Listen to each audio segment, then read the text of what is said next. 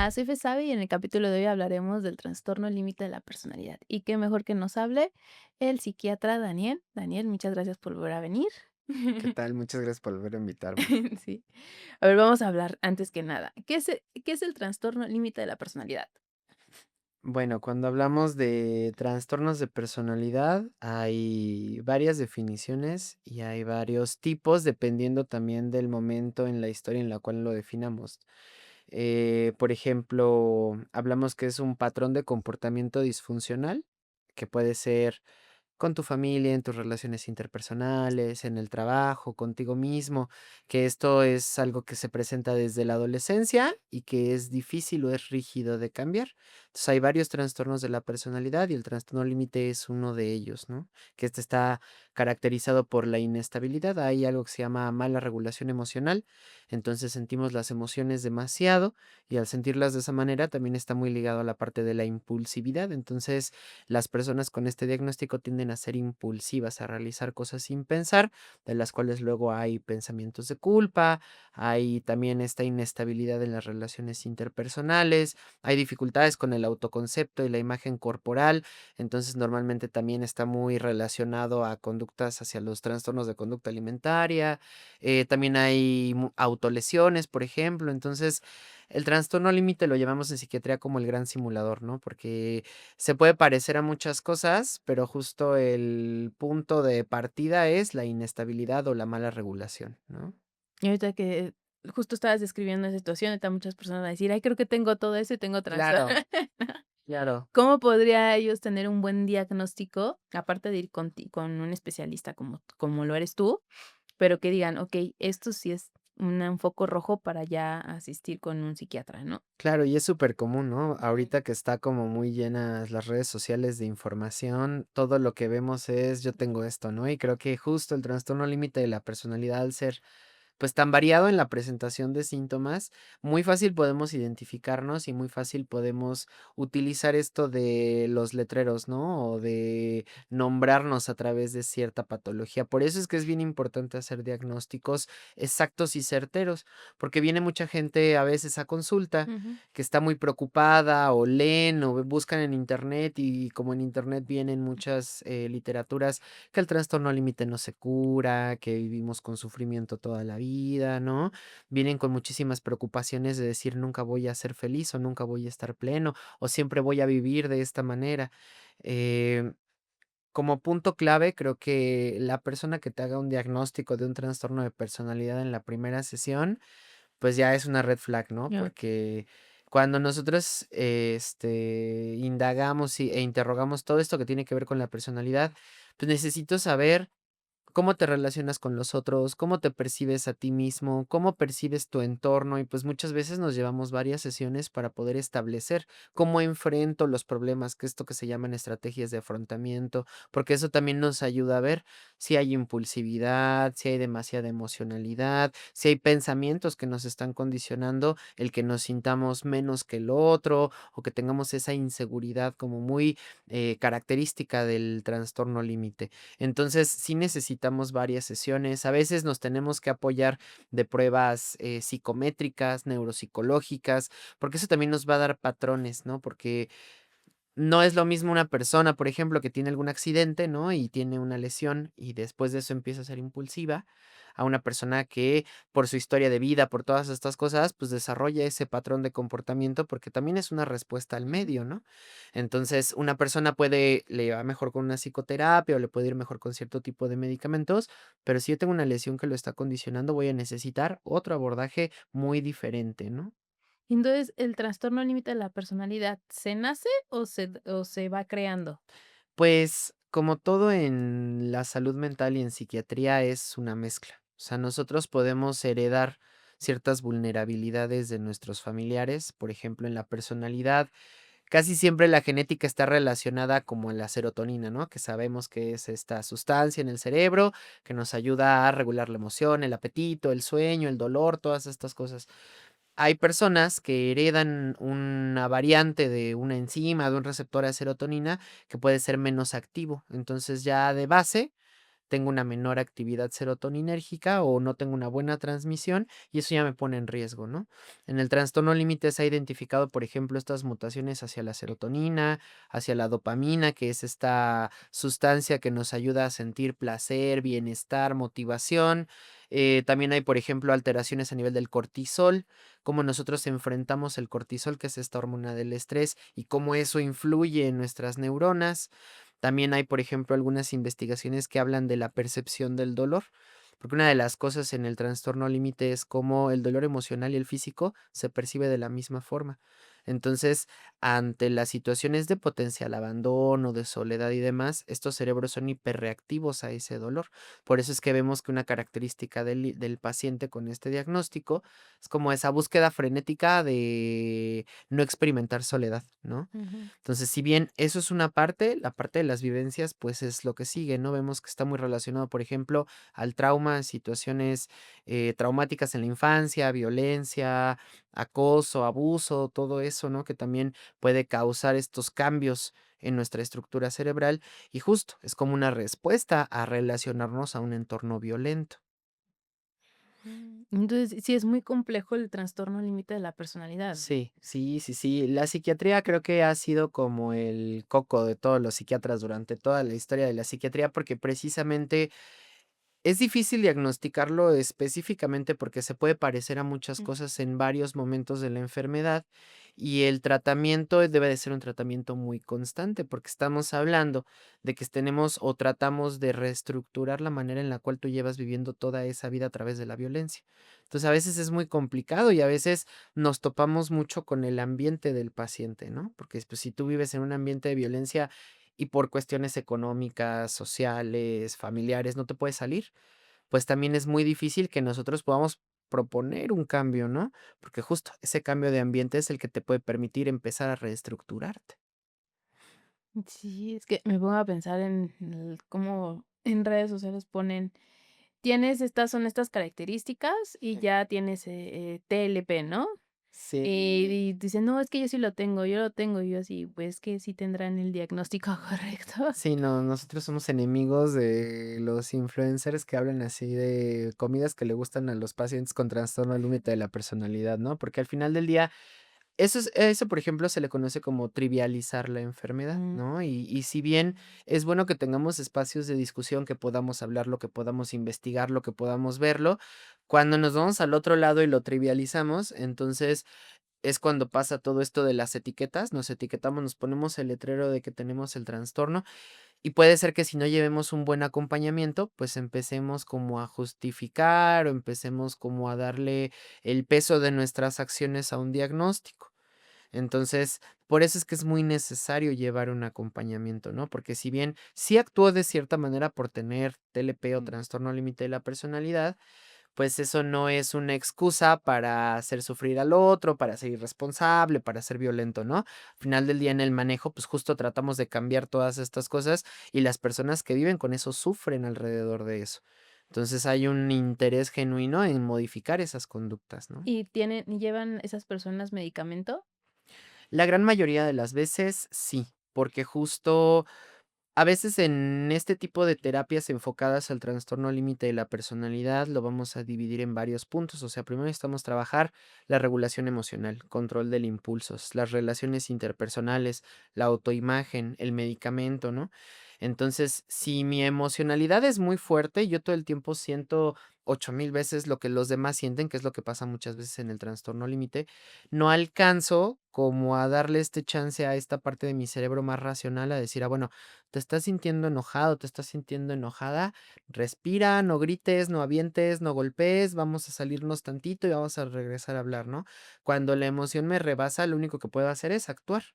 Entonces es cuando viene esto de los actos impulsivos. Entonces me enojo, golpeo, aviento, insulto, ¿no? Estoy muy triste y me voy a autolesionar o tengo estos intentos de autodesvivirse Sí. impulsivos, ¿no? Que no son planeados.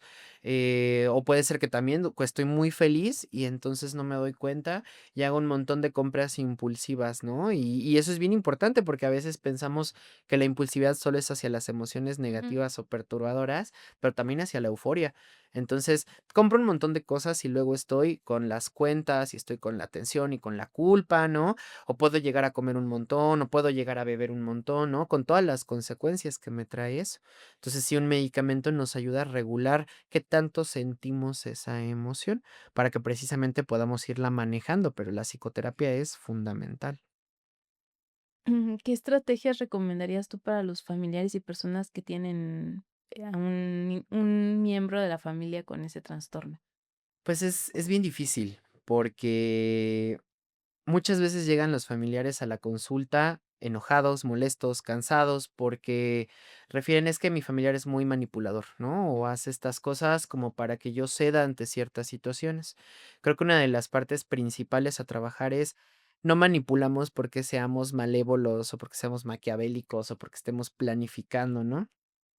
Manipulamos porque es la manera en la cual aprendemos a sobrevivir. Mm, Si yo estoy en una situación, vamos a suponer, donde nadie me reconoce, todo el mundo me invalida, todo el tiempo me hacen menos y demás, pues tengo que encontrar esa manera para que los demás me pongan atención, respondan y tal. Entonces, por eso el TLP es tan complicado, porque también está rodeado de un ambiente familiar, un ambiente social alrededor que favorece que seamos de esa manera, ¿no? Entonces, siempre aquí la idea es, si bien el paciente tiene que ir cumpliendo ciertas cosas, la familia también tiene que ir haciendo cambios, ¿no? Yo siempre les planteo al inicio en esto, por ejemplo, la comunicación. O sea, ¿cómo te estás sintiendo? ¿Estás saliéndote de control? ¿Vamos a tomar tiempo fuera? ¿Qué estrategias le vamos dando al paciente para que se vaya también aprendiendo a regular?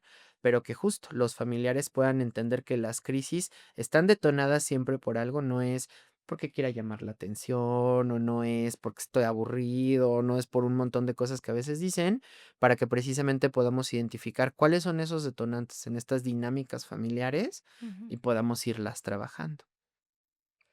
Que, o sea, ¿cómo? Y cuando ellos reciben el diagnóstico que tienen LP, tanto él como su familia, ¿qué es lo cuál sería una expresión que hacen comúnmente? O sea, ¿lo aceptan así como cuando tienes, TDAH? Mm, Que ellos dicen algunos son felices y dicen: "Ay, sí. sí", esto no creo que en esta situación sea así. Pues hay personas, por ejemplo, justo cuando les das el diagnóstico, les da tranquilidad. Porque ya les estás dando como una certeza, ¿no? Ya cuando les dices: "Te está pasando esto, podemos hacer esto, y esto, y esto", es más sencillo como entenderlo y también armar un plan. Entonces, baja mi ansiedad. Okey. Hay personas que, por ejemplo, justo ven post en redes sociales y van con la duda, ¿no? Entonces ya lo vamos trabajando. O hay personas que les hacemos muchos diagnósticos diferenciales. Por ejemplo, el TDAH, el trastorno por déficit de atención, se parece en muchas cosas al trastorno límite, porque en el déficit de atención también hay mala regulación emocional, hay impulsividad, hay esta hiperactividad, hay esta sensibilidad aumentada, ¿no? Entonces se puede parecer en muchas cosas, pero el tratamiento y el manejo es distinto, ¿no? Entonces, sí me han llegado muchos pacientes que vienen por pensar que tienen TLP o porque llevan años diagnosticados con eso, y cuando hacemos la entrevista y hacemos pruebas y todo, nos damos cuenta que tal vez no vaya tanto por ahí. Y el tratamiento para déficit de atención hace que se sientan más tranquilos, ¿no? O al revés, toman el tratamiento para el déficit de atención y están todo el tiempo temblorosos, acelerados, ¿no? Con un montón de síntomas secundarios, lo ajustamos y se sienten mejor, ¿no? Pocas veces creo que he tenido como una mala experiencia con un diagnóstico de TLP con pacientes. Creo que cuando lo hacemos de esa manera, pausada, segura y precisamente estructurada, pues sí causa o nos da una sensación de tranquilidad. Y el simple hecho de tener el primer contacto, de decir: "Vengo al psiquiatra", en primer lugar, tienes que tener como que la aceptación como persona, Claro, de sí, sí tengo un problema, claro. pero no considerarte como antiguamente se hacía, ¿no? Como antes: "Ah, estás Sí, loco", ¿no? sí, O sea, sí, vengo a buscar ayuda. sí, sí, sí, sí. Mm. Pues las redes sociales creo que en esa parte han ayudado bastante, ¿no? Porque abren mucho la puerta para cuestionarnos y abren mucho la puerta para buscar. Entonces, eso también nos ayuda como a que vayamos dando tratamientos cada vez más oportunos. Porque, por ejemplo, creo que sí ha cambiado mucho la manera en la que nosotros trabajamos con los pacientes de los últimos años, ¿no? Mm. Creo que antes era mucho tratar complicaciones, por ejemplo, pues obviamente de estos actos impulsivos hay pacientes que tienen muchas lesiones, que tienen experiencias de vida muy duras, ¿no? En cambio, si nosotros tomamos al paciente antes cuando estamos identificando, pues, la impulsividad, la mala regulación emocional, cuando tal vez el trauma todavía no está tan complicado, podemos darle un mejor pronóstico también. ¿Y crees que la percepción del TLP ha cambiado en los años? O sea, ¿ha mejorado o ha empeorado o cuál ha sido la percepción? Pues, creo que se ha normalizado un poco más. Ujú, Creo que el mismo punto de normalizarlo hace que sea menos pesado vivir con eso, mm. ¿no? Porque creo que antes el tener el diagnóstico causaba pena, causaba malestar, o sea, como que la gente evita hablarlo con los demás. Creo que al menos ahorita que ya está un poco más en todos lados, es más sencillo el poder plantearlo. Aunque digo, obviamente, no, como decimos en esto, ¿no? O sea, también el diagnóstico conlleva un estigma. Que es justo lo que creo que las redes sociales ayudan a combatir, porque al normalizarlo ya no es como, esta persona tiene esto y la señalamos, ¿no? Sino ya es más sencillo el ponerlo y poder platicarlo y que justo si llega a haber alguna situación podamos entender a la otra persona, ¿no? Que no nos vayamos hacia la defensiva o hacia juzgar o hacia victimizar, que creo que no debe de ser el punto, ¿no? Y ahorita que refieres redes sociales, estamos en un mundo de ya la inmediatez, ¿no? Exacto. ¿Cómo la inmediatez ha afectado al TLP? Pues sí, bastante. Por ejemplo, en estas conductas de riesgo, que a veces es muy frecuente que tengamos estas conductas de riesgo en el TLP, pues también los contactos, los encuentros, las situaciones, pues son mucho más fáciles de conseguir. Entonces, eso sí nos pone en riesgo, ¿no? El consumo de sustancias, también ya hay redes sociales, canales de chats, todo esto que también están demasiado disponibles, entonces se vuelve muy fácil acceder y se vuelve muy fácil el hacer hábitos a través de eso, ¿no? Todo esto que vemos de la satisfacción que nos dan los videos cortos, ¿no? También eso influye porque altera nuestro circuito de la motivación. Entonces, eso también es un factor que contribuye a que seamos menos tolerantes. Y un paciente con TLP que ya tiene una dificultad como para poder aterrizar su emoción, pues sí lo puede acrecentar. O sea, ¿crees que el auge de las redes sociales con el TLP sí ha beneficiado en cierta manera, pero en otros aspectos también lo han dado de manera Sí. negativa, ¿no? Sí, totalmente. Por ejemplo, ¿no? Esto de los trastornos de la conducta alimentaria que a veces están muy asociados, pues los sitios web de sitios pro, ¿no? De este tipo de conductas, pues también se han elevado un montón. Las imágenes o los estereotipos, pues quizás no tan saludables, también están a la orden del día. No hay políticas que puedan como ayudarnos a limitar este tipo de contenido. Entonces, pues también, y ahorita que están quitando todas estas restricciones, pues también todo eso es algo que nos puede como predisponer a tener una mala regulación emocional, ¿no? Y en la salud mental de una persona con TLP, ¿crees que pueda, empeorar sin bueno, sé que si no lleva un tratamiento, pero aunque lleve el tratamiento, ¿crees que pueda empeorar conforme a su entorno? Sí, sí, porque justo depende mucho del ambiente. O sea, puede ser que nosotros llevemos un buen tiempo con un buen tratamiento, que vayamos en un buen proceso de terapia, pero vamos a suponer que tienes entonces una pérdida muy importante, ¿no? O vamos a suponer que tienes una experiencia traumática. Pues esto te desestructura. Justo la parte del TLP, de lo que nos hablan algunas teorías de cómo se va originando, es como esta dificultad que tiene la persona de estructurarse a sí misma, ¿no? Como de desarrollar esta idea de la continuidad, o sea, de yo soy yo y yo estoy aquí y este yo que está aquí es mi yo de hace 10 años y es el yo que va a estar mañana, ¿no? Entonces en el TLP hay una dificultad importante para poder establecerlo de esa manera. Por eso es que a veces cuesta mucho trabajo el ser constantes o el que eventos traumáticos o significativos no nos desestructuren en ese momento. Si bien vamos aprendiendo estrategias, también es muy importante que estemos al tanto de las crisis, porque son situaciones que se van repitiendo. Conforme vamos avanzando, van siendo menos, pero siempre hay un riesgo. ¿Y ellos cómo viven una crisis? Pues puede ser una crisis de ansiedad, por ejemplo, las palpitaciones, la sudoración de manos, la sensación de muerte inminente, ¿no? Que son estas ideas de me va a dar un infarto, no voy a salir adelante, me voy a volver loco, ¿no? Todo esto que pasa en momentos. Pueden haber crisis de llanto que están pues, detonadas por tristeza intensa.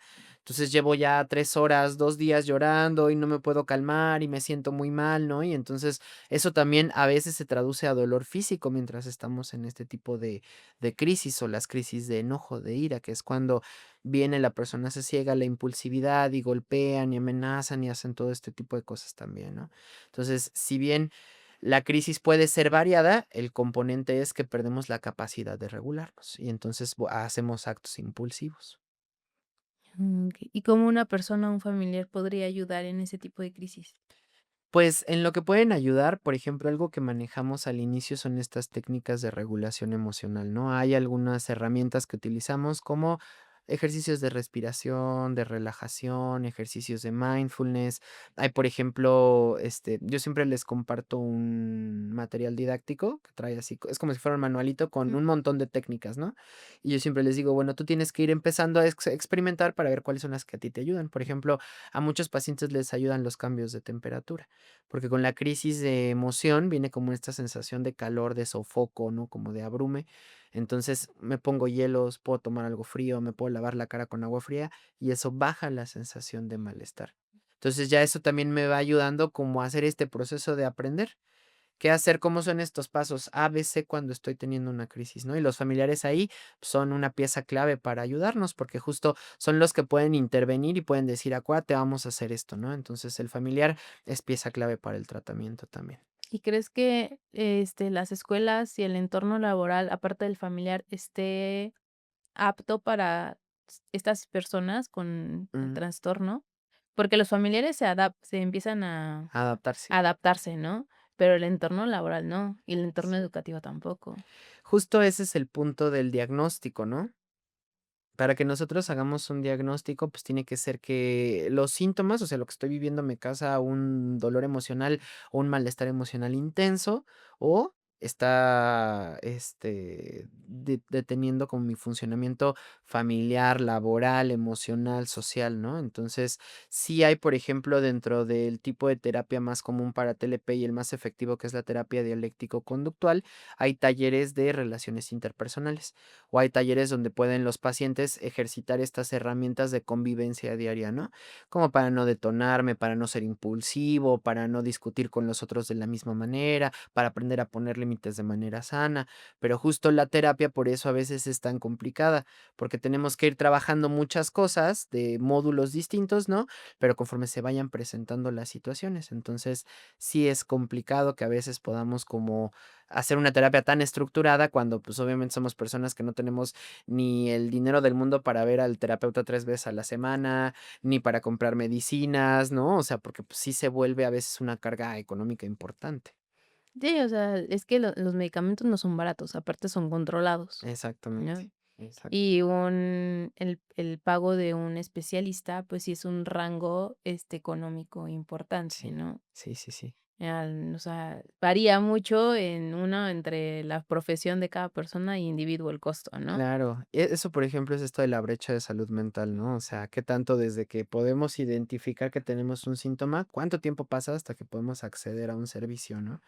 Y si bien en la salud pública tenemos algunos lugares que son muy efectivos porque justo tratan de hacer estos protocolos, pues no se pueden dar abasto porque en realidad hay muchísima demanda y es poco reconocido. Ujú. Entonces, ahorita que a lo mejor está habiendo más difusión, pues llegan y se saturan los servicios rapidísimo y las consultas se van espaciando demasiado, ¿no? Y eso pues no nos permite un progreso real. Es que sí falta mucha educación, para la salud mental. Sí, políticas de salud. Sí. Sí, técnicamente.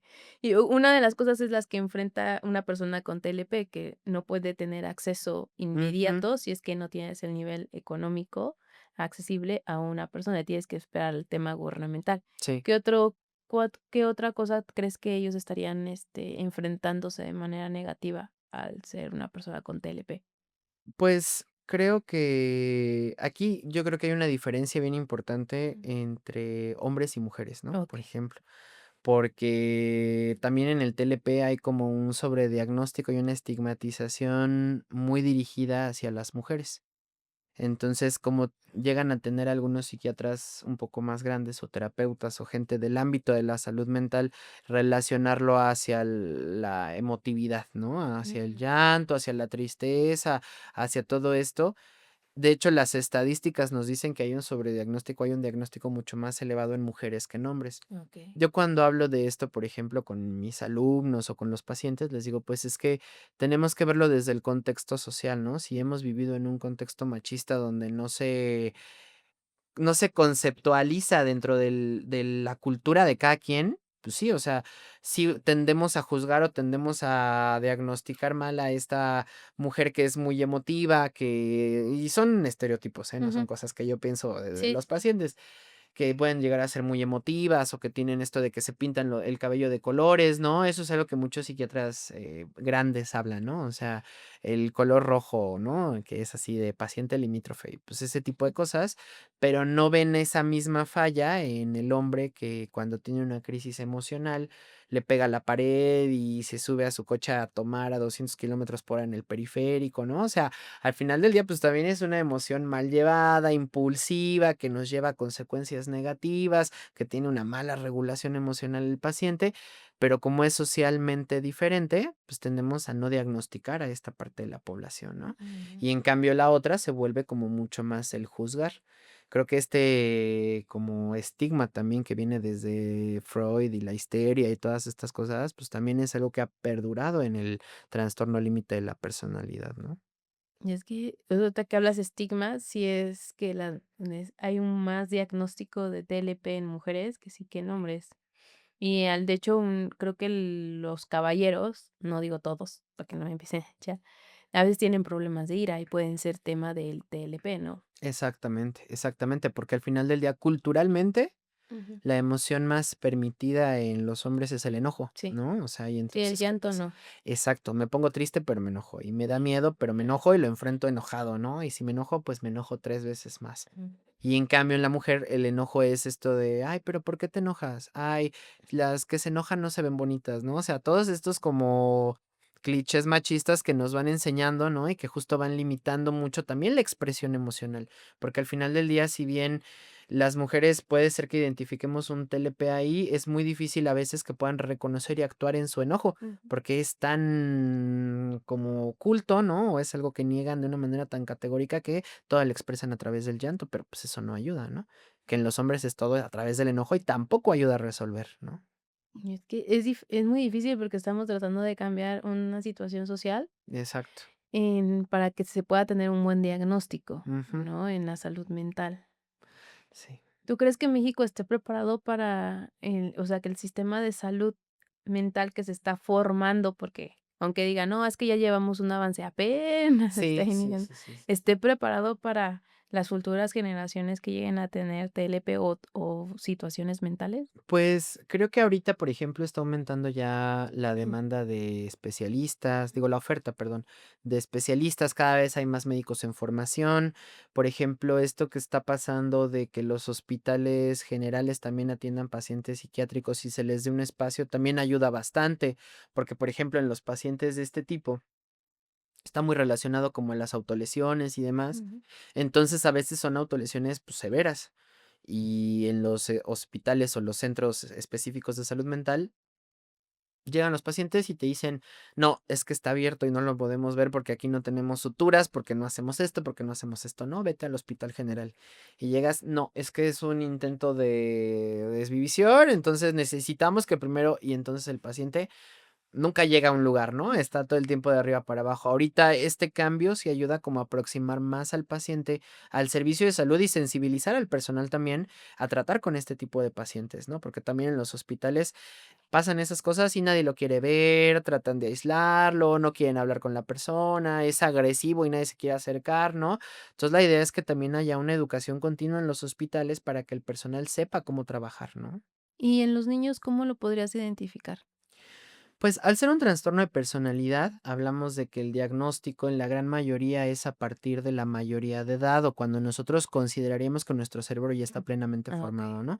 Por criterios, hablan de la mayoría de edad en los manuales diagnósticos, pero, por ejemplo, el trastorno límite sí podemos observar y hacer diagnóstico desde la adolescencia, desde los 14, 13 años, porque ya observamos este patrón también en el adolescente, donde hay una mala regulación emocional, hay conductas, digamos, de sobrereacción ante los estímulos, agresividad, estos, rabietas que llegan a crecer a niveles desproporcionales. Aparte, pues es cuando están más en riesgo de consumo de sustancias, empiezan a experimentar con su sexualidad, todo esto. Entonces aquí es donde vemos conductas impulsivas que se salen completamente de la norma y que los ponen en riesgo desde muy temprana edad, ¿no?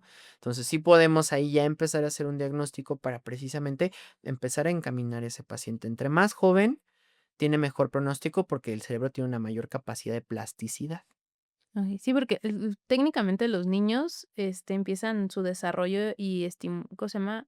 Y regularización de emociones desde chiquitos, ¿no? Creo Ujú, que a partir de los 2 años, ¿no? ujú, Empiezas ya, y tienes cierta edad, no me acuerdo qué edad es para antes que ya tienen que estar regularizados en mm, emociones, ya saben que sabe que es tristeza, que sabe ujú, que es ujú. enojo, ya no. Si a partir de esa edad ellos siguen sin regularizarse, ya es un foco rojo. Pues sí, aquí la idea y muchas veces como trabajamos con pacientes menores es identificar el ámbito o el ambiente familiar, el Mm, ambiente donde se están desarrollando, porque los niños son muy susceptibles a lo conductual. okey. Entonces, un niño que tú ves con mala regulación emocional antes de que podamos iniciar medicamento, es mucho más fácil o es mucho más seguro que pueda responder a algo conductual, porque al final del día todavía no tiene como este desarrollo de la autonomía tan grande como puede ser un adolescente o un adulto, ¿no? Ujú. Que cómo le pones límites a un Sí. adulto. O sea, cómo le dice a un adulto, no te salgas y no hagas esto, ¿no? El adulto lo va a hacer y el adolescente tardío lo va a hacer, ¿no? Porque ya desafía, porque ya todo esto. En cambio, el niño, pues, es más fácil el establecer eso para justo que vaya aprendiendo, y su cerebro, pues, va reforzando estas áreas y se va controlando mejor. Ujú. Sí, es que es muy complejo entre los niños, adolescentes y los adultos, ¿no? Sí, sí, sí, sí, los factores de riesgo, las sustancias también hacen muchísimo daño en eso. Y ya cuando va, por ejemplo, contigo un adulto de 30, que no es más o menos el rango, ¿cómo le haces para que quiera realmente, mejorar su calidad de vida? Mm. Pues hay algo que se llama la capacidad de insight o de introspección, Ujú, ¿no? O sea, hay pacientes que llegan y nos dicen: "¿Sabes qué? Me está pasando esto, no entiendo lo que me está pasando, sufro, quiero cambiarlo, quiero mejorarlo, necesito abordarlo". Entonces, ya es mucho más sencillo que tú puedas proponer y que el paciente pueda aceptar. Que si es, por ejemplo, me ha tocado parejas, ¿no? Que de repente nos llamaban, bueno, me llamaban a valoraciones de urgencia, porque la pareja ya tomó pastillas o la peor fue incendió una sala, o sea, hacen este tipo de cosas ante los conflictos y ante estas situaciones de estrés emocional, pero ahí te das cuenta que ya hay una dinámica de pareja también funcionando de cierta forma, ¿no? Entonces, aunque tú trates de proponer, es más difícil que acepten, ¿no? O si está este beneficio inmediato también, es más difícil que acepte el paciente porque está actuando a través de este beneficio psicológico, por ejemplo, ujú, ¿no? Y no es que lo planees una vez más, sino que como ya aprendiste a que así funcionas, pues es lo que vas a replicar. Entonces aquí el nivel de introspección es muy diferente entre la persona que sufre y lo hace y la persona que se justifica. Entonces, sí, el que tiene más introspección tiene mejor pronóstico y una posibilidad más grande de mejorar, al otro que, digamos, lo hace como me decía esa paciente en alguna ocasión, pues fue un incendio chiquito, yo ya sé cómo controlarlo, ¿no? Nada más fue para terminar la discusión. Y dices, ujú, pues, ese paciente es más difícil, ¿no? Porque aparte tiene esta idea de que está bajo control dentro de ese ujú. momento, ¿no? O sea, no ve el panorama completo que se le Exacto, pudo haber salido de algún momento, ¿no? exacto, exacto. Es muy complicado. Sí. Y, o sea, ahorita con tus pacientes, que llegues a tener uno de trastorno límite de la personalidad, te dicen: "Ah, yo ya me siento bien y ya me quiero ir". Pues sí y no. También, son pacientes que normalmente, depende el grado, puede ser Mm, que sean pacientes, pues, cumplidos, que están constantemente, porque notan la mejoría y entonces están interesados en seguir mejorando. Y hay pacientes que igual tienen esta parte como de idealizar al otro, ¿no? Entonces, también es muy frecuente que al inicio del tratamiento, pues, te vean como lo máximo, ¿no? Y entonces, me hablaste y me siento mejor y ya me estoy curando y tal, pero precisamente en esa situación, pues tú al ser el médico y ponerle límites a veces al paciente de llamadas, de mensajes o demás, porque pues digo, también tiene ujú. que estar como muy puesto todo eso, el paciente se decepciona o se desilusiona y entonces viene la otra parte, ¿no? Y entonces eres el peor, nunca estás, no me contestas, tú vas a dejar que me pasen cosas malas. Y entonces es como estos pacientes más intermitentes, ¿no? Suspenden a ratos, regresan a ratos y así van como saltando. O hay pacientes con poca introspección que van de terapeuta en terapeuta también, ¿no? Pero es por esta dificultad a veces que tenemos y bueno, o sea, lo tienen los pacientes, pero creo que todos la tenemos para identificar estas cosas que, pues, no nos agradan tanto de nosotros, ¿no? La introspección, una vez más, yo creo que es clave para eso. ¿Y cuál es el mayor reto que ellos se enfrentan aparte de la introspección?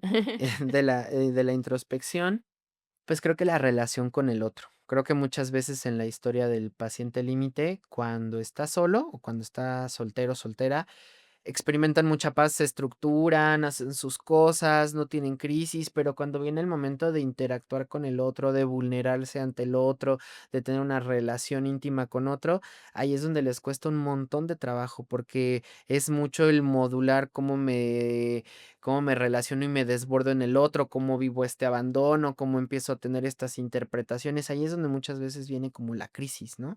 Y la crisis constante. Por eso es que una parte muy importante del tratamiento es el manejo de la relación interpersonal también. Es que sí debe ser difícil, ¿no? Entre parejas, porque, pues, o sea, no eres su mamá, no eres su papá, Ujú, pero eres solamente su compañero, pero cómo defines la línea chiquita en el que, a ver, no me gusta que hagas esto, pero te tengo que ayudar, te tengo que ujú, apoyar, ujú. y cómo lo manejas siendo la otra persona, ¿no? Que no Sí, tiene el trastorno límite de la personalidad. ¿Cómo le dirías a la persona que tienes a tu pareja que tiene trastorno límite de la personalidad? Tienes que ayudarla, sí, pero no tienes que ser su mamá, no tienes que ser su papá, ¿cómo? justo. Pues que también en esta terapia, la terapia dialéctico-conductual, hay talleres para familiares que justo nos van enseñando eso, cómo poner límites de manera amorosa, cómo delimitar hasta dónde puedo ayudar, cómo qué puedo hacer en momentos de crisis también, cómo puedo ir trabajando mi propia salud mental como familiar con esta persona que a lo mejor me hace tener también emociones como enojo, como reproche, como tristeza, ¿no? Y que también en esas dinámicas nos ayuda a saber cómo responder y cómo también guardar esa salud mental propia, ¿no? ¿Crees que las personas que tienen trastorno límite de la personalidad creen que no encajan en este mundo? Sí, está muy presente estas ideas de no ser lo suficientemente bueno o de no pertenecer, ¿no? También eso es algo que sucede muchas veces. Y aquí es bien importante, yo también siempre les planteo esta escena de Intensamente dos. Okey. Ves, que Riley va teniendo experiencias y eso va formando como su árbol de personalidad. Bueno, eso se basa mucho en este tipo de terapias conductuales, donde vemos cómo las experiencias nos van diciendo quiénes somos, cómo nos vemos a nosotros mismos. El paciente con TLP normalmente tiene estas ideas de que no es suficiente para relacionarse con los otros, entonces siempre se acerca o a la defensiva o con cautela, ¿no? Y entonces eso también hace que lleguemos y se vuelva esta profecía autocumplida a veces, que decimos como no, voy a llegar y todo el mundo me va a odiar, por ejemplo, y entonces nunca encajo y siempre me va a ir mal y entonces no voy a tener amigos, pero entonces llego a un nuevo lugar y como ya traigo todo esto, pues ya llego a la defensiva y llego así, ¿no? Entonces tú me saludas y ¿por qué me estás hablando así? Entonces, pues ya digo, claro, ya me pasó todo esto a mí. Entonces, es muy importante trabajar con esos pensamientos porque obviamente esto es una interpretación no real. Si puedes encajar, puedes tener amigos, puedes tener una vida normal, pero justo el ir trabajando en estos puntos va ayudando a que tengas menos angustia con la interacción con los otros. ¿Y crees que la sociedad pueda ser más comprensiva con este tipo de personas? Sí, creo que aquí la idea y justo un punto bien importante es la psicoeducación. Entre más nosotros podamos trabajar y educar a la población que no está familiarizada con los temas de salud mental, pues ayuda muchísimo a que lo entendamos y no lo juzguemos tanto. Y que justo podamos entender al otro desde lo que le está pasando. La psicoeducación ayuda a reforzar mucho la parte de la empatía, ¿no? O sea, como poder pues, a lo mejor no te voy a resolver, pero tampoco te voy a atacar, ¿no? O no te voy a resolver, pero no te voy a juzgar, te voy a dejar ser. Entonces, creo que también eso ayuda bastante a que en los diversos entornos, las personas que llegan a tener alguna crisis o alguna situación, también me tocaba más que los apoyan o que les dan facilidades en la escuela, en el trabajo, ¿no? O sea, creo que aquí la idea es justo ese apoyo en conjunto. Entonces, ¿crees que, la sociedad ahorita que está viendo esto diga: "Okey, primero, antes que nada, no se metan en un diagnóstico que no les compete, a menos que vayan con un profesional", ¿no? Porque van a decir: "Es que yo también me hay en unas cosas que mencionas y que puedes decir: "Es que sí me siento identificado", y tal vez, LP, y ahorita ya me hice mis y me pongo a buscar en Google, ¿no? Exacto, exacto. Más o menos, ¿qué libros podrían ellos, leer que sean Mm, sencillos para que digan: "Okey, esto es trastorno límite de la personalidad, claro. no estoy dentro de ese rango, ya me había asustado, Sí, pero ya sí, sí, entendí"? sí, sí, sí. Pues mira, escritos en español están algunos libros de una autora que se llama Dolores Mosquera, que Okey. ella habla de, por ejemplo, las relaciones interpersonales, cómo me siento conmigo mismo, cómo identifico estas crisis. Entonces, eso nos puede ir ayudando también como a poder, son libros basados en psicoeducar, entonces Okey. nos pueden ir ayudando como a identificarnos en ciertas áreas para que eso nos ayude a buscar ayuda, ¿no? Hay algunos otros libros también, como hay uno de un escritor que se llama Alberto Frías, que justo es cómo vivir con una persona con TLP, ¿no? O cómo podemos identificar y actuar a través de eso. Entonces, eso también nos va a permitir como el poder encontrar, a lo mejor esa herramienta o poder identificar a mi familiar le está pasando algo y a lo mejor necesitamos algo más, Sí. ¿no? Yo recomendaría esos 2 autores, creo que son muy buenos porque si bien hay muchos textos que nos hablan del TLP y demás, son un poco más académicos, que a lo mejor, pues, Mm, no es tan sencillo que yo me ponga a leer esas cosas y lo entienda porque hay libros de psicoanálisis, humanistas, todas esas cosas que a veces utilizan lenguajes técnicos complicados, pero estos 2 creo que son mucho más coloquiales y nos ayudan a identificarnos, que para eso debe servir este tipo ujú. de textos, ¿no? No podemos pretender resolver a través de un libro de autoayuda, pero sí poder identificar para saber qué hacer o saber a dónde ir, ¿no? Sí, y que puedas tener las herramientas para decir: "Ah, okey, aunque no tengo TLP, pero puedo empezar a Exacto, regular mis emociones. exacto, Ah, okey, ya voy identificando ciertas exacto, cosas, pero no es TLP. pero no es TLP". Ujú. Exactamente, O sea, el conocimiento, no es, el que aprendas más cosas no quiere decir que estás, tirándolo a la basura, ¿no? O sea, exacto. el conocimiento suma. Exacto, pues siempre es bueno aprender a conocernos un poquito Ujú. más, ¿no? Creo que siempre va a ser ganancia y siempre nos enseña a vernos de una manera diferente. Y bueno, ya para, ir, cerrando, Daniel, ¿qué crees que nosotros como personas tengamos que hacer para ayudarnos con la salud mental, no? Mm. Y que personas que tengan como TLP y otras situaciones mentales puedan sobrevivir o puedan mejorar su estilo de vida alrededor de nosotros, ¿no? Pues primero los hábitos. Creo que los hábitos es lo principal, ¿no? O sea, sí, justo los rumores son ciertos, ¿no? Dormir 8 horas sí sirve. Eh, Precisamente dormir una buena cantidad de horas, de 6 a 8 horas, a tiempos regulares, o sea, de Ujú. preferencia de noche, porque también eso nos ayuda bastante. Tener horarios de alimentación regulares, tener dietas balanceadas, tener rutinas estructuradas, realizar actividad física, ¿no? Tener relaciones interpersonales, ver amigos, familia, todo esto, porque al final del día todo eso contribuye como a formar este sentido de vida, ¿no? Igual hace poquito hablaba con un paciente y le digo: "Pues es que nunca vamos a estar bien, ¿no? O sea, tú estás trabajando y dices: 'El día que deje de trabajar voy a ser la persona más feliz del mundo y solamente me voy a dedicar a hacer lo que me gusta'". Pero entonces dejas de trabajar y te das cuenta que ya no tienes un motivo para levantarte por la mañana, ¿no? Y entonces te empiezas a deprimir, nunca puedes estar bien. Entonces es importante por eso tener hábitos, porque eso es lo que nos va como anclando a lo que vamos haciendo y nos va dando un buen sentido de vida, ¿no? Y eso, pues, impide que seamos impulsivos, no nos regulemos, tengamos problemas a nuestro alrededor, o sea, precisamente nos va ayudando a funcionar. Pero es muy complicado llegar hasta ese punto, Sí, ¿no? claro, Porque normalmente vivimos en el futuro y no vivimos en el presente. claro, claro. Siempre es, pero cuando suceda eso, ya. Y sucede esa situación y no la disfrutas porque estás pensando en otra cosa. Sí. Y así llega a suceder, o sea, estamos pensando mutuamente en el futuro y nos olvidamos de vivir el presente. Sí, y más en este tiempo, ¿no? Creo que la manera común de pensar es así, ¿no? Y tengo que generar para mañana, para pasado mañana, y si estoy aquí ahorita, ya tengo que ir a tal lado, ya tengo que hacer tal cosa, ¿no? Y aunque en realidad estemos en un espacio de descanso, estamos perdiendo el tiempo porque no estamos produciendo, ¿no? Entonces sí creo que ahí la psicoterapia nos ayuda mucho como para aprender a vivir en el presente, porque también es algo que tenemos que aprender. Creo que difícilmente sabemos hacer ese tipo de cosas, ¿no? Lo podemos llegar a decir o a ver igual de maneras muy obvias, ¿no? Ujú. No, pues relájate, ¿no? No, pues respira y vive en el aquí y en el ahora, pero pues de eso a poder hacerlo y poder experimentarlo, necesitamos un entrenamiento porque no es tan fácil. Exactamente.